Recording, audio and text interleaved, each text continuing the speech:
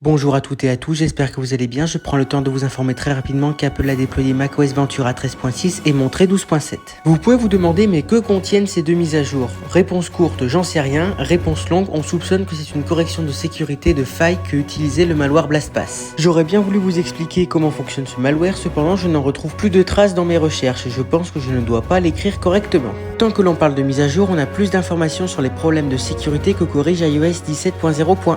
Cette mise à jour corrige bel et bien des failles de sécurité et plus précisément 3. La première est la CVE 2023 41992 et permettait à un attaquant connecté au même réseau local que vous d'augmenter son niveau de privilège et en conséquence pouvoir faire n'importe quoi avec nos téléphones. La deuxième faille est appelée CVE 2023 41991 et permet à une application malveillante de contourner le système des signatures. Pour petit rappel, la signature permet de s'assurer de l'authenticité de quelque chose. La dernière faille de sécurité corrigée avec iOS 17.0.1 concerne WebKit, ça faisait longtemps, elle porte le numéro CVE 2023 41993 et lors du traitement du contenu web, du code arbitraire pouvait s'exécuter. Pour petit rappel, le moteur WebKit est le moteur de rendu de Safari. Je pense que ce problème de sécurité a été également corrigé sur les Mac. En effet, Safari est passé en version 16.6.1 avec la sortie de macOS 13.6 et 12.7. Pour les Mac équipés d'iOS 11, Safari est également passé en version 16.6.1 et il y a donc de fortes chances que le bug a été corrigé aussi. Tant que l'on parle de mise à jour, la grande nouveauté des Apple Watch cette année est le nouveau geste appelé toucher deux fois. Ce geste n'est actuellement pas disponible, alors vous pouvez vous demander comment Apple a fait pour nous le montrer. En fait, ils ont utilisé une version bêta de WatchOS 10.1 qui devrait d'ailleurs passer en bêta pour nous les développeurs la semaine prochaine. Si vous êtes impatient de tester ce geste et que vous avez acheté une Apple Watch série 9, vous pouvez devenir bêta-testeur, cependant faites attention.